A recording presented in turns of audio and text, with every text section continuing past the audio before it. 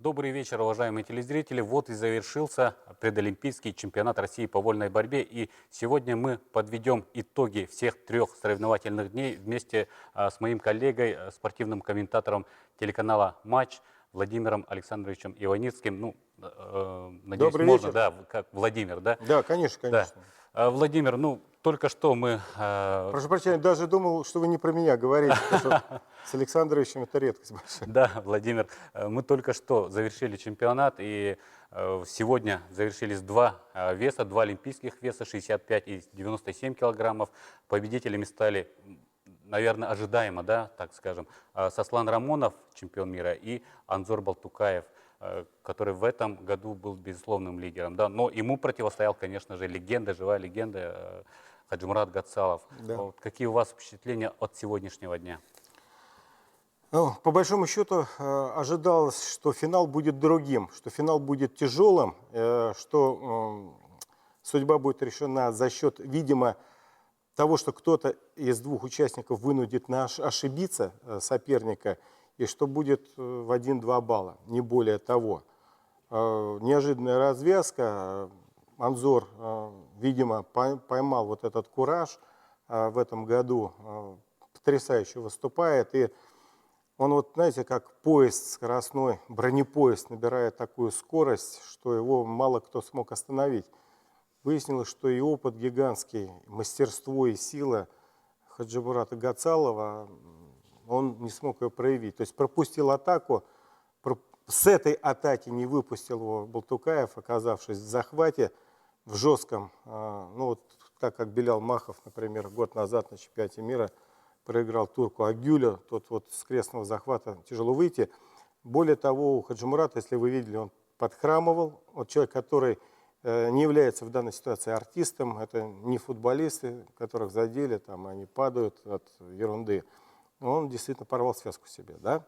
Но порвал в силу того, что ему некуда было деваться. Все, она у него побаливала, вот он берегся на этих соревнованиях, но финал оказался финалом. Было жестко. И как благородно Анзор, вот надо отдать должное, да, с каким уважением и, в общем, как-то даже бережно после схватки ну, показал себя. Да, подошел, пожал руку, да. И, конечно, это была потрясающая все-таки схватка, да, и никто, наверное, не ожидал такой развязки. Я не ожидал, точно, Да, абсолютно. да, и в 65 Сослан Рамонов, как он тяжело начал, да, соревновательный день. 19-летний парень, который выступает от Крыма, да, Анзор Закоев. Ну, чуть не положил, даже, по-моему, даже вел один разочек. Там, да, даже выходил. не один разочек, а раза два он вел. То есть там у них увеличилось преимущество, но вот преимущество в балл у молодого 19 лет или 18? Да, 19 лет, да, парня.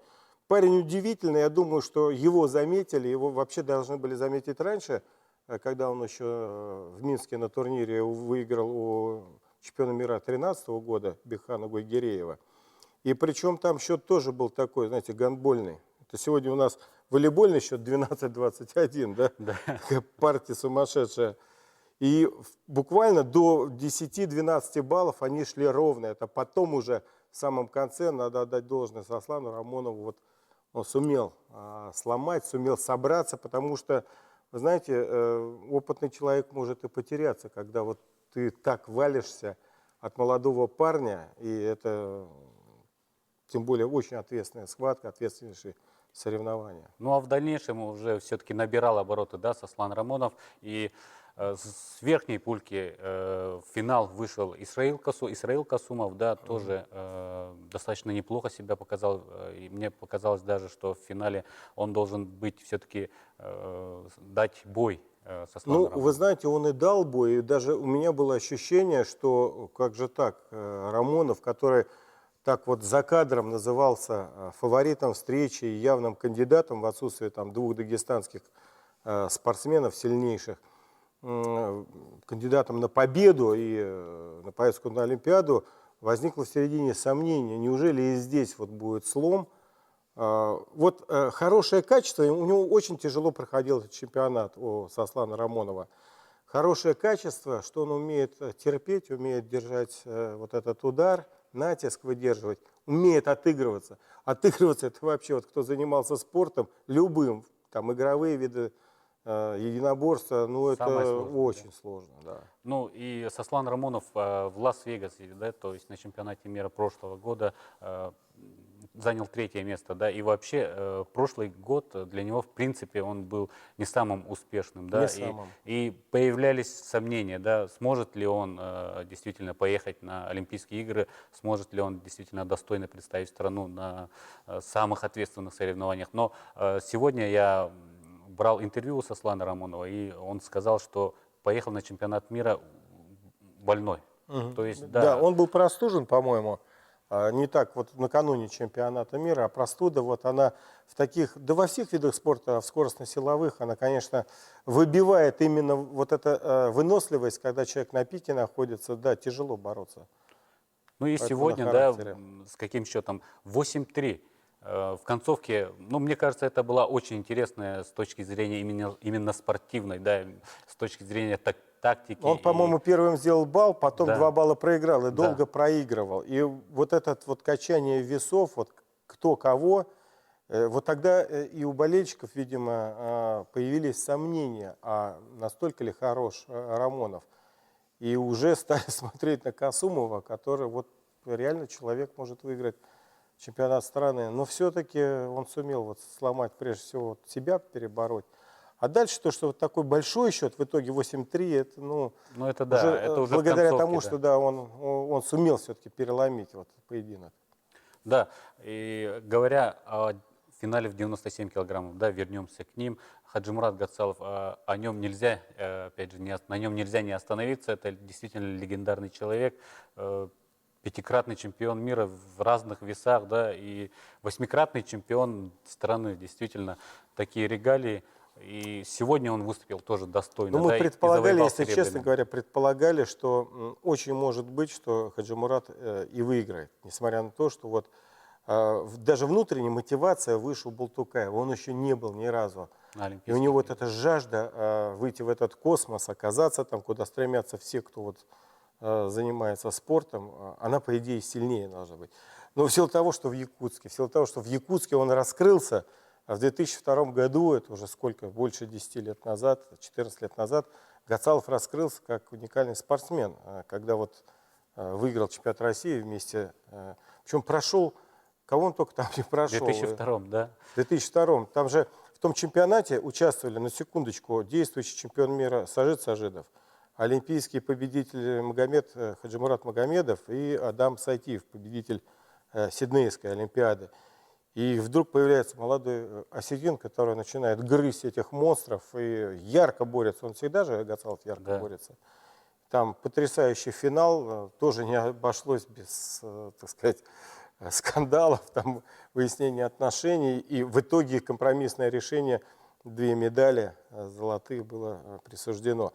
Но вот тогда его увидели, тогда вот он раскрылся. И с тех пор как-то вот у меня с ним завязались отношения. В принципе, у журналистов я мало знаю, точнее, я не знаю журналистов, у которых не было бы с Хаджимуратом хороших отношений. Замечательный действительно, человек. Да. Я вот посчастливилось мне побывать на чемпионате мира в Будапеште, да, в Венгрии в 2013 году, когда он выиграл 125 килограммов, и после соревнований подошел, пообщался, и действительно такого борца, наверное, просто невозможно не уважать, да, невозможно не полюбить такого спортсмена, да. И Причем отец великолепный, у него уже, я не знаю сколько, детей, 5, наверное, да? да, и 4, по-моему, да, и любит может он быть. еще хоккей, да, и сыновей, говорит, готовит тоже к хоккею тоже. Ну, раз уж мы заговорили о великих спортсменах, да, о регалиях, давайте посмотрим сюжет, который подготовил Влас Сергеев про самых именитых спортсменов, которые прибыли к нам в Якутск.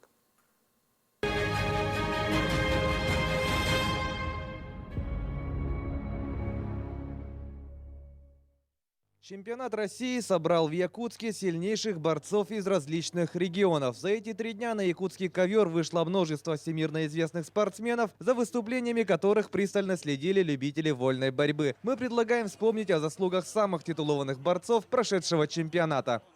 Опытный Хаджимурат Гацалов по итогам этого турнира стал серебряным призером, проиграв в финальной схватке Анзору Балтукаеву. Представитель Ханты-Мансийского округа является победителем Афинской Олимпиады, 5 раз становился обладателем золотой медали чемпионата мира и трижды выигрывал чемпионат Европы. Джамал Атарсултанов, Московская область, чемпион Олимпийских игр в Лондоне, обладатель 3 медалей высшей пробы чемпионата Европы. На якутском ковре поднялся на 3-ю ступень пьедестала, одержав победу над Расулом Машезовым. Виктор Лебедев, Якутия, двукратный чемпион мира и победитель чемпионата Европы. На домашнем предолимпийском старте стал 6-кратным чемпионом России. Денис Царгуш, Красноярский край, имеет по 3 победы в чемпионатах Европы и мира. Является 5-кратным чемпионом страны. В завершившемся чемпионате уступил в финале Аниуару Гедуеву и стал серебряным призером. Анзор Уришев, Красноярский край, хозяин 2 медалей золотого отлива первенства Европы. В минувшем чемпионате страны записал в свой актив 2-ю золотую медаль на чемпионате России, одолев в финале Александра Зеленкова. Александр Богомоев, Бурятия, победитель чемпионата Европы и 2-кратный чемпион России. В Якутске Александр стал обладателем серебряной медали, уступив в финале хозяину ковра Виктору Лебедеву. Практически, вот если отследить весь чемпионат, вот новых звездочек не появилось. Вот лидеры доказали, что они лидеры на сегодняшний день. И без компромиссной борьбы никому шансов не дали. И доказали, что они сегодня номер 1, и они претендуют на Олимпийские игры. Открытие могу сказать для себя, для нас, для всех, это Егора Пономарева. Потому что он каждым разом прибавляет. Хотя в прошлом году призером был, позапрошлом году здесь. Но значит, он растет. Помимо перечисленных именитых борцов, на якутском ковре выступили многие другие выдающиеся атлеты. Все они подарили нам 3-дневное действие, полное волнений, борьбы и эмоций. Чемпионат России подошел к своему завершению, и всем нам остается ждать новых стартов и побед наших борцов.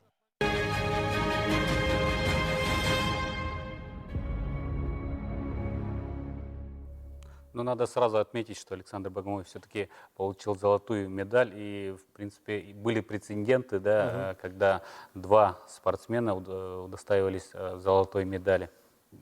У вас на памяти, наверное, тоже есть, да? Мы с вами вспоминали да, как раз 2002, Гацалова. да. Гацалова. Да это и на Олимпийских играх, помните, фигурное катание, когда и российской паре, и канадской паре вручены были 2 награды. Единственная странность, когда не вручили 2 награды в каком там в Сиднее, Карелин и Гарднер. Да, американец, да? Какая-то непонятная трактовка правил. Ну, судьбу уже назад не вернешь, хотя с допингом возвращают, поднимают результаты 2008 года, 2012 года. И да, возвращает медали, да. Дорогие телезрители, вы тоже можете присоединиться к нашему разговору. Телефон студии 42 38 97. Можете задавать ваши вопросы. Ну, а Владимир, с 3-м днем мы закончили. Все-таки давайте сейчас тогда к результатам 2-го дня. И, конечно же, я хочу начать с радостной для нас новости, конечно, которые 4 вчера медали? было. Да, 4 медали, 61 килограмм. И весь пьедестал был якутский. Ну, остается пожелать, что это не олимпийский вес, единственное, да, потому что ребята действительно очень яркие. В этом году Скрябин обратил на себя внимание на Ярыгинском турнире, потрясающе боролся, но что-то вот не справился он сам с собой, с эмоциями в Риге на Европе. О чем это говорит? О том, что, видимо, надо чаще выезжать на такие соревнования. Мы, кстати говоря, с кем-то я сегодня из тренеров разговаривал, вот он делился проблемой, что есть неплохие ребята, но у нас мало стартов делают. А я ему привел пример. Я говорю, ты знаешь, лет 20 назад как-то в соседней дисциплине, в дзюдо, например, советские спортсмены, ну уже больше, 25 лет назад, иностранцев за людей не считали. Ну так вот, француз, голландец еще да, остальных просто как орехи щелкали. Что-то случилось, как-то они настолько прибавили, а секрет оказался простым. Они применили следующую тактику. Европа маленькая. Каждую неделю прыгают в микроавтобус, выезжают в соседнюю страну на турнир. И представьте, вот скажем, за год сколько недель, да, 50 с лишним недель, вот они наборолись. И для них вот это старт уже стал настолько обычным явлением. Нынешний тренер итальянец Гамбо пошел по такой же системе. В среднем члены российской сборной по дзюдо выступают не менее 10 раз в году на крупнейших соревнованиях. Причем они обязаны выступать хорошо, их обязывает за это, об этом рейтинг. Что такое рейтинг? Если ты попадаешь в топ рейтинга, на следующих соревнованиях тебя выгодно сеют. То есть в первых 2 встречах по тебя попадают наиболее слабые спортсмены. Ну и плюс там на турнирах, вот как здесь, например, вручали призовые, у дзюдоистов это системная вещь. То есть прямой интерес бороться. Да? И для многих ребят уже чемпионат мира, чемпионат Европы, да, это официальный старт, это не турнир там, большого шлема или гран-при. Но настолько они на турнирах наборные, что они вот очень спокойно к этому относятся. Поэтому, может быть, в этом надо искать выход. И не только внутри России, там, чтобы Нюрген боролся, да, а вот куда-то вот из-за рубежа выезжал. По большому счету предполагалось, что вот Скрябин, который вот так хорошо начал год, что вот он пробьется в финал, но у вас, конечно, там сумасшедшая конкуренция, и такая битва была. И Да. Егор Пономарев оказался настолько взвешенно расчетлив, рационален, настолько зряче борется. То есть, чтобы у него выиграть, видимо, надо какие-то такие заготавливать, знаете, как на мамонта, вот такие ямы прятать, чтобы вот его туда загонять, потому что его поймать очень сложно. Он так очень считывает, как сканер, что происходит. А кто больше всех понравился? В этом году, кстати, будет ведь и чемпионат мира среди неолимпийских. Да, весов, да, я знаю, да, вот по 6 весовым категориям. Ну, такая как бы утешительный чемпионат. Хотя вот для меня странность, что Международная федерация оставили эти 2 веса, потому что очень как-то тяжело людям заниматься олимпийским видом спорта и не попадать в на Олимпийские игры. да. Из этой четверки, ну, победитель, конечно, понравился. Я думаю, что зрители согласятся. Егор Пономарев, да? Да, да, он достойно отборолся. Сегодня, кстати говоря, в 65 килограммов Виктор Степанов. Степанов, да, вот в утренних соревнованиях очень яркий спортсмен, очень хорошо сложен, вот для вольной борьбы, длинные мышцы, хороший рост. Для этой весовой категории он высокий достаточно. Но с Исраилом Касумовым он выглядел очень достойно. Да, Да? убедительно боролся и вообще вот тоже интересный парень. Ну и, кстати, ему достался приз, который учредили болельщики, да, и вручили ему сертификат на 100 тысяч рублей и кубок, приз зрительских симпатий. Ну, то есть такой стимул от болельщиков. Ну, по реакции зала приз оправданный, потому что действительно он взорвал сегодня зал, и вот в утренней части поддержка была сумасшедшая. Заслуженно, было за что. Да, и заканчивая с весом 61 килограмм, да, у нас совсем немного времени остается до рекламы. Вы помните, да, такие прецеденты, когда один регион, все 4 медали? Вы знаете, я даже помню прецеденты, когда, условно, там, или на чемпионат мира по борьбе весь армянский, но только, скажем, в греко-римской борьбе очень частое явление, там наш армянин и российский, потом за Армению армянин, потом за Болгарию армянин, там, и еще за какую-нибудь страну, бывшую, ну, в составе СССР, тоже армянин. Так смотришь, думаешь, а где все остальные? Редкое явление, но случается, да, случается. Да, а Виктор Рассадин, как вам показался, он вот только переходит в 61 килограмм, он в финале уступил как раз Егору Пономареву, у нас пару секунд буквально. Ну, в принципе, очень сильный спортсмен. Тоже со счетов сбрасывать нельзя. Не сумел сегодня вот подобрать ключики к победителю, к Пономареву. Вот вчера, да. Вчера к Пономареву не сумел подобрать. Но вот я говорю, Пономарев такого плана соперник, особенно когда борешься со своими, наверняка Надо тренируется в тоже тактике рядом. больше прибавить, да? всё-таки? Да, да. Более разнообразным быть. Обычно, когда вот со своими борешься, это самые тяжелые поединки. Да. И надо, конечно, что-то такое готовить секретное. Все, мы сейчас прерываемся на рекламе и продолжим через пару минут.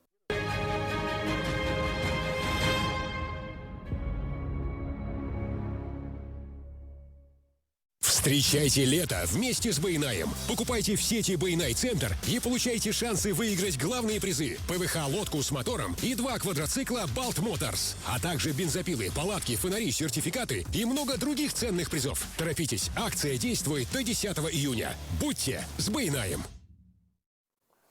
Да, мы продолжаем. Это дневники чемпионата России. И у нас в гостях Владимир Иваницкий, телекомментатор канала «Матч». Итак, у нас второй день. Мы поговорили про весовые категории до 61 килограмма, да, и до 86 и 125 также вчера определились победители. 86 килограмм Анзор Уришев и 125 Мухаммагази Магомедов. Вот как в этих весовых категориях Ну, ваши впечатления? 86 есть безоговорочный лидер, который, в общем, это редкое явление. В сборной России освобожден русский танк Рашидов. Абдул-Рашид Садулаев, прошу прощения, Садулаев, да. Но это явление, безусловно, в борьбе. Очень хочется, чтобы он состоялся как и победитель Олимпийских игр. Поэтому в отсутствии его думали, что значит, борьба тоже будет напряженная, потому что там есть, опять-таки, дагестанские спортсмены сильные. Его самый тяжелый соперник Шамиль Кудия-Магомедов, чемпион Европы, считался фаворитом. Но в силу того, что дагестанская команда приняла вот такое стратегически ошибочное решение не выступать, и сегодня я видел его на трибунах, как зрителя, думаю, что, конечно, вот такой шанс упущенный, уже его не вернешь. Он мог быть чемпионом страны, и по слухам Садулаев со следующего цикла будет переходить в полутяжелый вес, поэтому Шамилю надо было закрепляться. Ну, Анзор Уришев наиболее опытный, да, чемпион Европы, человек очень хорошо борется, очень расчетливо, интересно. Ну, и вот... Красноярец. Да. Красноярец, да. С хорошей школой. Да. Поэтому, ну и кабардинец одновременно, да, он оттуда же начинал заниматься борьбой. Он выиграл убедительно. Вот. Остальные весовые категории, опять-таки, 125 килограммов. К сожалению, у нас в стране произошла такая странная вещь. Россия всегда считалась родиной богатырей. Любые народы, которые жили и живут на нашей необъятной территории, в каждом народе понятие богатырства всегда существовало, и вдруг у нас вот так обнищал, поредел тяжелый вес, как и в греко-римском стиле, так и, собственно говоря, да и в дзюдо, между прочим, тоже вот с уходом Тамерлана Тменова, Александра Михалина, нету такой ярких, уверенности, да, ярких. Я бы даже сказал, не то, что ярких. Человек может быть ярким, нету надежности. Стабильный, да. Мы не уверены, что вот здесь мы обязательно будем с медалью. Вот. Ну и не боролся Белял Махов, который, насколько я знаю, приехал заранее. Вот, который тоже вынужден был, так как команда приняла такое решение. То есть тут очень сложно вырваться из коллектива, а для него этот старт архиважен был, потому что Белял, к сожалению, не выступал вот в стрессовых ситуациях, к которым относится предолимпийский чемпионат страны. Ну, в отсутствие, как бы, король умер, да здравствует король, поэтому чемпион обязательно будет. И вот Мухаммади Магомедов, в общем-то, очень достойно выиграл в финале, да и до финала прошел. Ну, кстати, мне очень понравились тоже финальные схватки. И 125 килограммов, и бронзовые, да, какие яркие были. Меня что поражает, Степан, что, да, вот мужики-то выходили там из Кавказа, ребята, и осетины, и чеченцы, ну вот внешне, ну здоровые дядьки, мощные, хорошо сложены. А вот действительно вот такой убедительности на международной арене, как вот, скажем, кубинец Лопес, ну, с закрытыми глазами можно сказать, что он будет бороться в финале, если только какая-то болезнь, не дай бог, не сразит. А вот здесь невозможно так сказать, нету вот этого. Ну да, кстати, вчера разговаривал тоже с Мухаммагази Магомедовым, он был, конечно же, счастлив и, кстати, сравнил. Вот да, что мне понравилось, да, в его интервью, то, что он сравнил якутских болельщиков с болельщиками футбольными, да, сказал, ну, это отдельная история. Да, на любое действие, говорит, да, Мухаммагази, отклик от трибуны, и это очень приятно, передает силы и при таких трибунах выступать одно удовольствие. Ну, у нас немного регионов, где так болеет и где такая аудитория абсолютно разбирающаяся, безусловно, поддерживает своих, но и поддерживает ярких спортсменов, яркий прием, мужество, проявление характера, полный зал. Действительно, я с этим столкнулся, знаете, я не заметил это в 2002 году, потому что вот тогда соревнования проходили на открытой площадке, трибуны были небольшие. А здесь, тем более в помещении, в таком зале. А впервые я это почувствовал в этом же зале, когда проходил, по-моему, 2 года назад чемпионат мира по масс-рестлингу. Да, Это 14-й что-то год. было, да. И я понял, что, оказывается, это масс-рестлинг – это конкурент в борьбе, если, так сказать, его не больше здесь любят. Здесь, да, очень любят. Более того, там, я уверен, что и здесь какие-то ставки делал, но там так вообще, во-первых, там очень все динамично, быстро, и видно, как мужики, здесь нет тотализатора, но там свой народный, он присутствует и играет люди.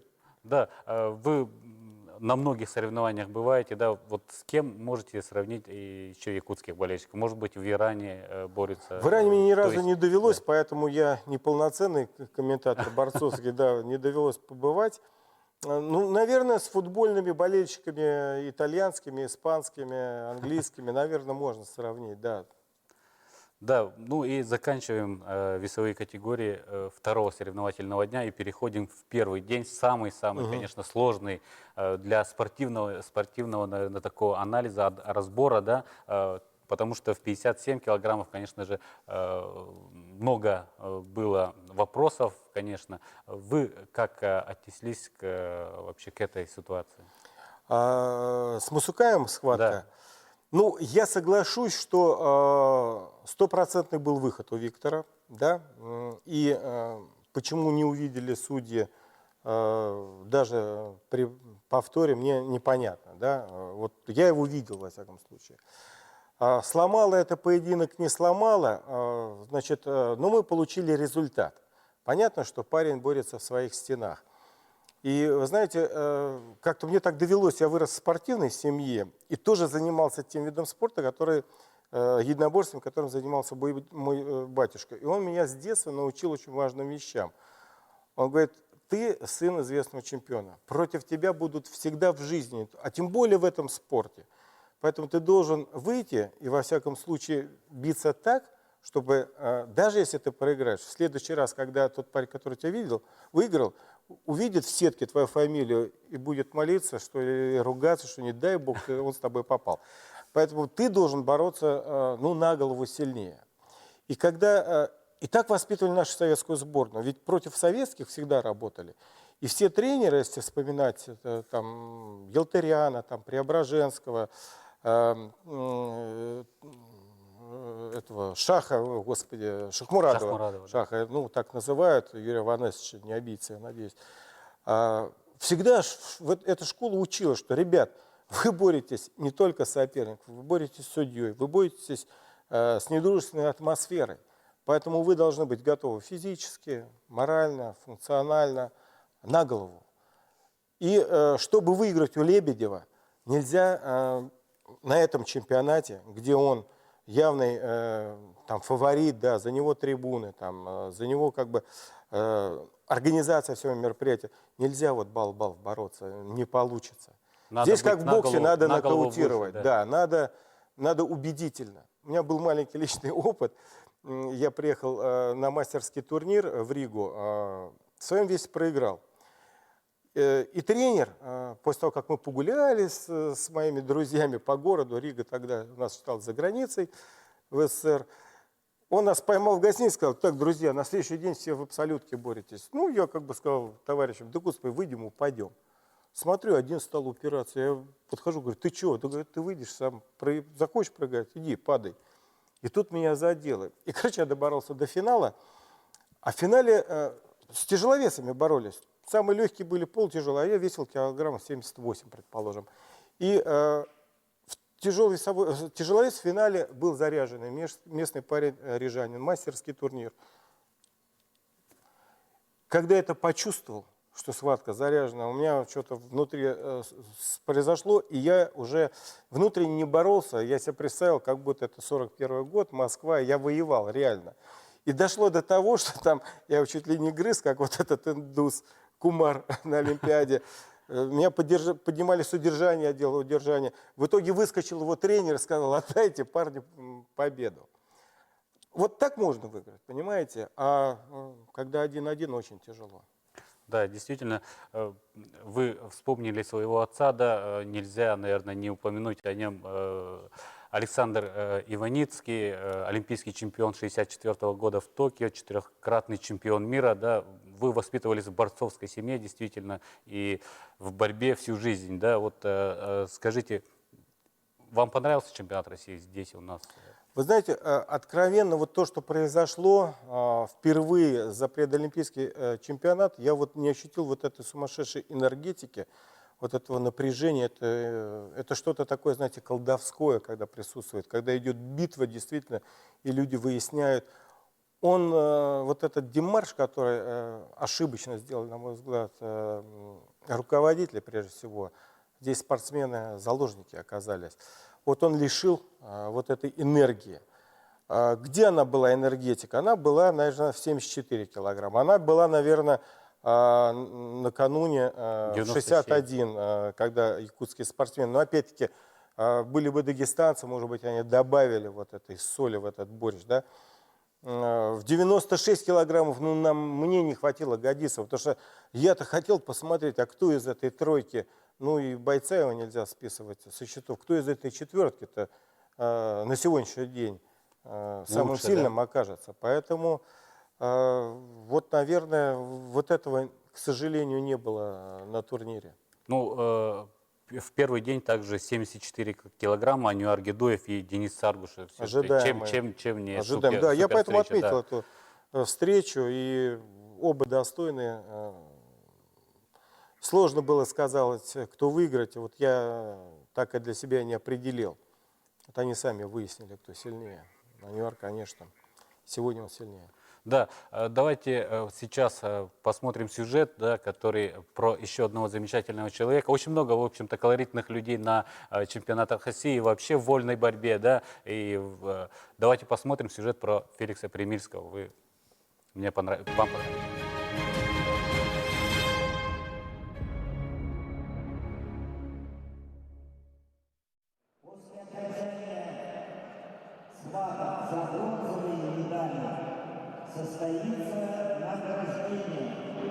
Все любители борьбы узнают этот голос, золотой голос всей спортивной борьбы. Феликс Григорьевич Примильский, заслуженный тренер СФСР и Казахстана, заслуженный работник культуры, награжден многими международными орденами. Будучи тренером, в 1980 году начал свою дикторскую работу, и с тех пор все официальные старты не проходят без его участия. Считают меня больше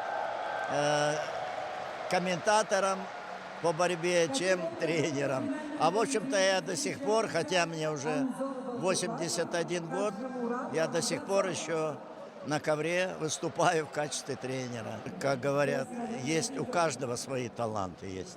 Их только нужно обнаружить и развивать. Ну так и у меня получилось, что что-то обнаружилось там. Некоторые говорят, меня немножечко чуть-чуть обижает, это когда у вас хороший голос там и так далее. Дело не в голосе, конечно, дело в знаниях просто. Я хорошо знаю борьбу.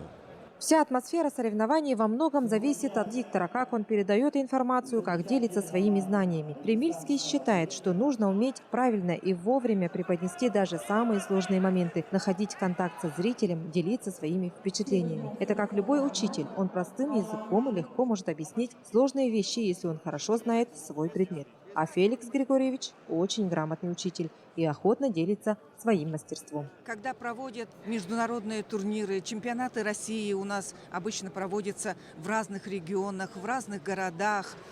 И рядом с Феликсом Григорьевичем учатся многие тренеры, спортивные информаторы. И Феликс Григорьевич с большим желанием, с радостью, он делится всем своим мастерством. Примильский и Цыбикова вот уже более 10 лет на пару отработали многие чемпионаты мира, Европы, кубки, международные турниры, домашние чемпионаты. Мэтр Феликс Примильский с нашими дикторами проводит уже второй чемпионат в Якутске. Ваши дикторы, которые также сейчас работают со мной рядом. Очень хорошие и голоса. Ну, а знания, конечно, они развиваются с каждым. Я уже второй раз с ними работаю. В 2014 году на чемпионате России здесь. И вот сегодня вижу, что они выросли в знании борьбы. Феликс Примильский никогда не отказывает. Его общественная работа приносит огромное удовольствие. Он верен своему любимому делу и на ковре, и за дикторским столом.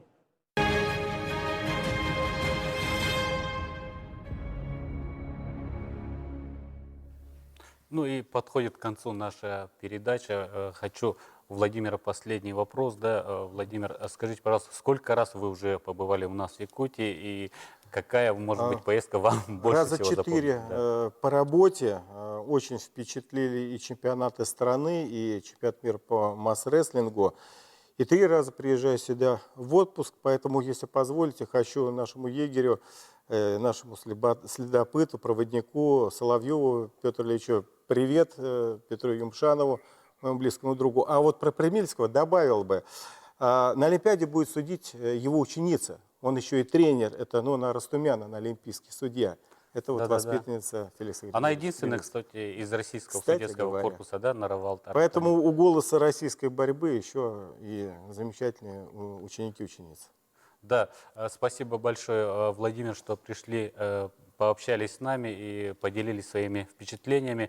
Ну и, конечно же, хотим сказать большое спасибо и нашему Илдархану, да, Егору Афанасьевичу Борисову, и правительству за то, что все-таки подарили нашим болельщикам такой праздник борьбы. Здесь действительно очень любят борьбу, и мы это видели на протяжении всех 3 дней. И, конечно же, по телевидению, и я думаю, что Егор смотрела Афанасьевич все, молодец, вся молодец. республика, да. И всего хорошего, друзья. Пожелаю вам здоровья и удачи. Встретимся в эфире.